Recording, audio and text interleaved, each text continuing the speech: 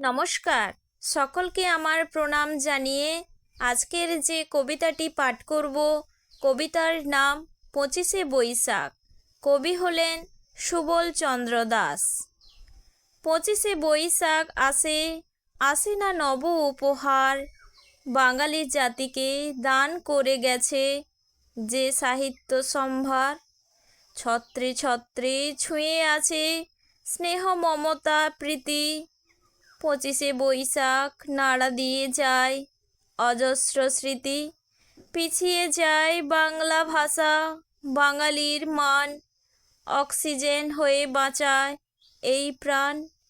গীতসুধা পান করে প্রাণ উঠে ভরে, ডিজিটাল যুগে পৌঁছায় প্রত্যেক ঘরে।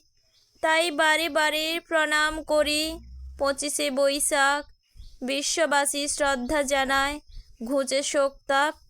নমস্কার। কবিতাটি ভালো লাগলে লাইক এবং শেয়ার করবেন এবং চ্যানেলে যদি নতুন হয়ে থাকো সাবস্ক্রাইব করতে ভুলবেন না। ভালো থাকবেন, সুস্থ থাকবেন।